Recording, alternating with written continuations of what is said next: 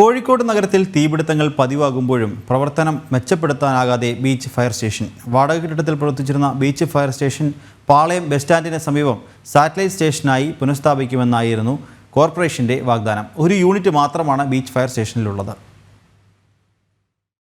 മിഠായി തെരുവ്, പാളയം, മാനാഞ്ചിറ, വലിയങ്ങാടി ബീച്ച് തുടങ്ങി ദിവസേന 10,000-കണക്കിന് ആളുകൾ എത്തുന്ന പ്രധാന വിനോദസഞ്ചാര കേന്ദ്രങ്ങളും സിവിൽ സ്റ്റേഷൻ അടക്കമുള്ള പ്രധാന ഓഫീസുകളും അടങ്ങുന്ന ജില്ലാ ആസ്ഥാനത്തെ അഗ്നിശമന ഓഫീസാണ് ഇപ്പോൾ ഒരു യൂണിറ്റ് മാത്രം വെച്ച് പ്രവർത്തിക്കുന്നത്.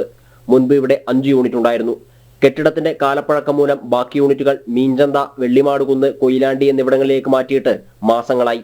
1.5 മാസം മുമ്പ് കോഴിക്കോട് വെള്ളയിലെ കാർ സർവീസ് സെന്റർ തീപിടിച്ചപ്പോൾ കൃത്യസമയത്തെത്താൻ ഫയർഫോഴ്സിന് സാധിച്ചിരുന്നില്ല. അന്ന് വലിയ പ്രതിഷേധമാണ് ഉണ്ടായത്. കഴിഞ്ഞ ദിവസം ഓടിക്കൊണ്ടിരുന്ന കാർ കത്തി കോഴിക്കോട് കുമാരസ്വാമി സ്വദേശി മോഹൻദാസ് മരിച്ചിരുന്നു. കാർ പൂർണ്ണമായും കത്തിയതിനു ശേഷമാണ് ഫയർഫോഴ്സ് അവിടെ എത്തിയതെന്നും ആക്ഷേപമുണ്ട്. കോഴിക്കോട് ബീച്ച് ഫയർ സ്റ്റേഷൻ പൂർണ്ണമായിട്ട് അടച്ചുപൂട്ടിയിട്ട് വർഷങ്ങളായി. 1 വർഷം കഴിഞ്ഞു. ഒരു യൂണിറ്റ് മാത്രമാണ് അവിടെ പ്രവർത്തിച്ചുകൊണ്ടിരിക്കുന്നത്. ആ യൂണിറ്റിന് എല്ലാ സ്ഥലത്തും എത്തിപ്പെടാൻ വേണ്ടി സാധിക്കുന്നില്ല.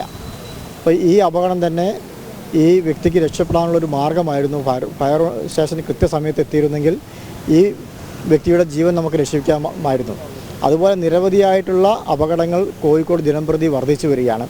കോഴിക്കോട് ജില്ലാ ഭരണകൂടത്തിൻ്റെ അനാസ്ഥയാണ് ഫയർ സ്റ്റേഷന് സ്വന്തമായിട്ടൊരു സ്ഥലം കണ്ടെത്താൻ വേണ്ടി സാധിക്കാത്തത്.